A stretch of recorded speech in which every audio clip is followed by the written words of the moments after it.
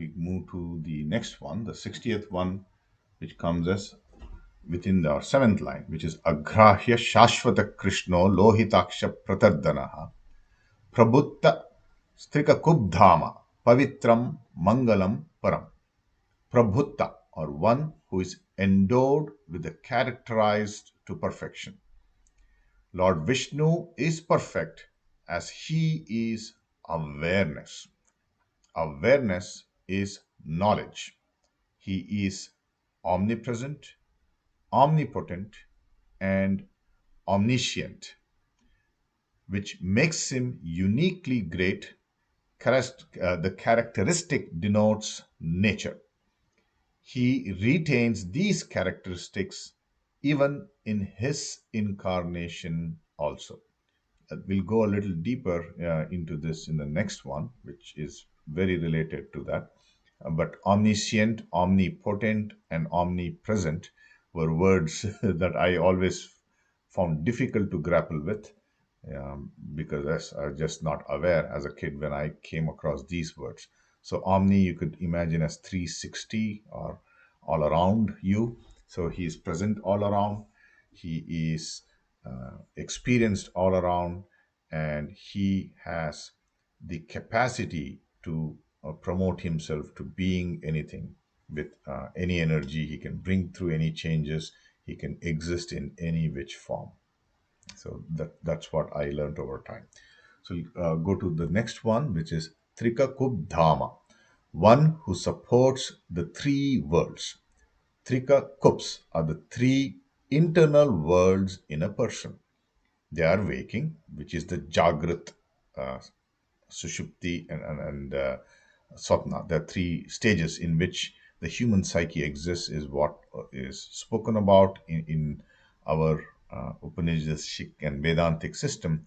And when the Freudian psychology came, till then the psychology was taken only at the experiential level or its physical level. But Freud brought in the depth psychology, which is the existence, or he recognized and brought forth the existence of a psyche even in sleep. And that science was what recognized even in the Indian system much earlier. So Trikakub are three internal worlds in a person. They are waking, the Jagrat, dream when you're going into sleep, and deep sleep, which is Sushupti. These three worlds are mutually exclusive, right? By mutually exclusive, out here you could imagine that I am awake. Let's say you are the manager, or you are the CEO, or you are the CEO, you are the head of the state, which means you have recognized your ego has manifested through certain power that you, through your effort, have acquired in your mind, or through the consequences of situations you have acquired into you. But you had a certain ego, or your internal world exhibited certain behavior to the outside world in your Jagrat sthiti, or in your awaking stage. So uh, but when you go to sleep, such a state doesn't exist, which means you are the IAS officer with everyone saluting you as you walked past any person in a hall. But moment you went to sleep, your own kid come and spits on you, you wouldn't know. You are not there any longer to react. Your IAS-ness, or your CEO-ness, your manager-ness has evaporated. So that is what the mutually exclusive is. So that one change that you had doesn't exist in another world. So each of these three worlds exists as long as consciousness is present in it. When consciousness is present in the waking stage, it keeps one in the wakeful state. When it moves into the dream state, it puts one into the disturbed sleep with dreams. And when consciousness moves into deep sleep state, it puts one into deep sleep. So these three worlds are also interpreted in some places: Svarga, Martya, and Patala Loka, the one Loka above, Loka below, and Loka in the middle. So that's how it's seen. But I think it is even more better understood that there is change, right? That's what we spoke in a moment ago, where your inner being existed in one place, uh, as a exist, or your ego exhibited itself in its perception of what it was, and showcased itself as that powerful person where everyone came in, but when you went into the other state of a sleep state, you were no longer there to protest, even when a child came to you know, make fun of you, let's call it in that way. But all through, what is told is if there is change that is happening, this is the presentation by one of the logicians, or in the in Indian system it's called the Tarkavadi, which means they put only logic, and if that rationality it doesn't hold when it goes through the filters of the rationality, they reject that argument as doesn't hold. So when that Tarka thing comes, he presents that if there is change, the very fact there is change is because there is some continuity. What does that mean? As an example, you could take that you are sitting in a room, and in that room there is there are people going one after the other to go meet a person. So A came and went, visited the person, went. B came in and went, and C came in and went. So if there was nobody in that room to witness that A came in, B came in, C came in, there's no one else to tell that A, B, C did come in.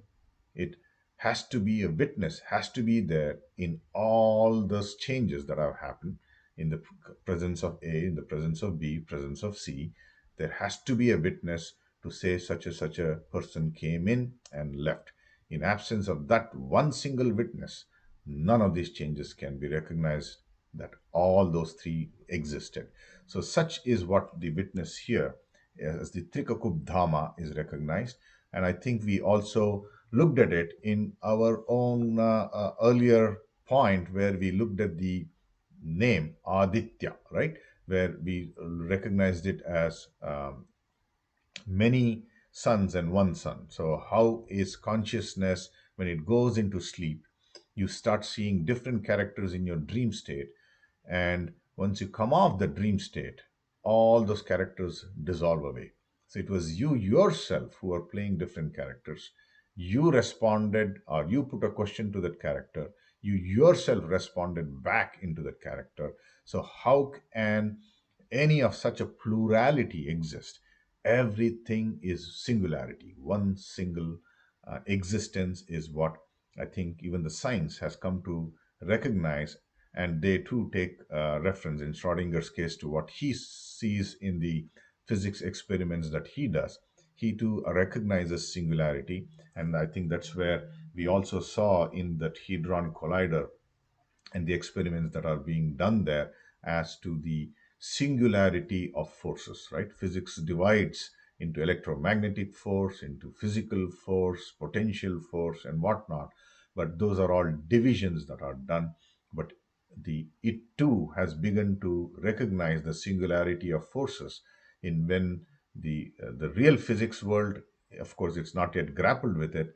But if you go to the astrophysics world, the same physics in its other faculty of study recognizes the singularity of forces, which is what I think in the previous one we stopped halfway through because of lack of time, where Kala Shiva comes and dissolves the whole of the existence, which means he consumes, which is, in other words, the Indian system recognizes it as the singularity of force. He became Shiva, which is singular, the ultimate, and that is where the word, I think, pratardhanaha, we concluded last time. So we'll go to the next one, and maybe Chetan, if you're around, just be with me here. So Pavitram, or one who purifies everything. Lord Vishnu is always very pure, or Putatma. He is not only pure, but he also purifies the heart of his devotees. Pavi means Vajrayuda is another synonymous approach that you could take. The weapon of Indra, the lord of the senses. I think in the depiction here, Indra is depicted with thousand eyes, and there's a story which we'll visit another day as to how he got thousand eyes, and we'll learn something interesting through that as well. So Pavi means Vajrayuda, the weapons of Indra, the lord of the senses. So it can also be interpreted that Vishnu helps his devotees in mind control, as if with the Vajravida or mind control. I think Chetan spoke earlier when we had a chance to meet around three C's that one should have in terms of to make good progress in life in order to live up to our potential, which I think the world uses the word success, that at least you acquired all your proficiency, which means you became knowledgeable and you're able, that became your potential, and you're able to translate that into efficiency, which is you're able to qualitatively employ it and bring about a change to yourself and to others.